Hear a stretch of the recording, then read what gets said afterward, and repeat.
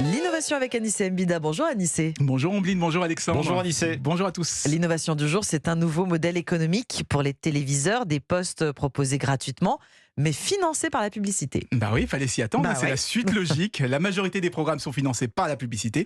Alors pourquoi on ne financerait pas également l'appareil qui permet de les voir? Eh bien, c'est ce que va proposer la start-up Telly. Ça sera à partir de cet été. C'est un téléviseur haut de gamme, écran plat, 1,40 m de diagonale, 4K HDR. Il y a même une barre de son intégrée à l'intérieur.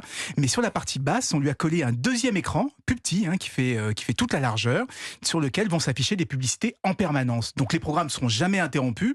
On pourra utiliser l'écran principal comme n'importe quelle télé, mais on ne pourra pas échapper à la publicité qui est en dessous. Elle s'affichera même quand la télé est éteinte. Bon, il y a qu'à la débrancher ou à couvrir l'écran ou il y a la pub? Non, c'est pas possible parce qu'il y a des capteurs pour s'assurer que la publicité n'est pas masquée. Et dans les conditions d'utilisation, on interdit de débrancher la télé trop longtemps parce que si on ne respecte pas les règles, il y a un mouchard interne qui le saura. Le contrat pourra être résilié et on sera obligé de payer 500 €, la valeur du téléviseur.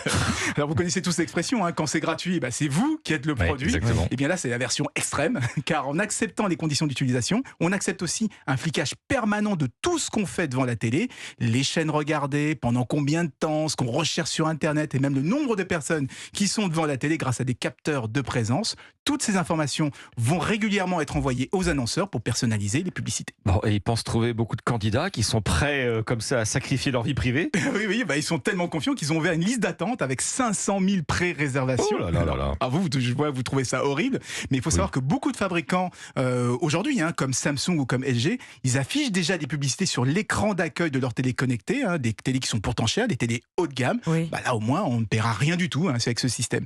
D'ailleurs, c'est pas le premier appareil financé uniquement par la publicité. Amazon propose déjà une liseuse, et dans les années 2000, je ne sais pas si vous en souvenez, il y avait des ordinateurs avec un accès Internet qui étaient financés par la publicité. Qui sait, peut-être que demain on aura aussi des machines à laver ou des frigos. En tout cas, plus personne ne pourra échapper à la publicité. C'est le monde de demain, donc. Merci Anissé. Merci Anissé.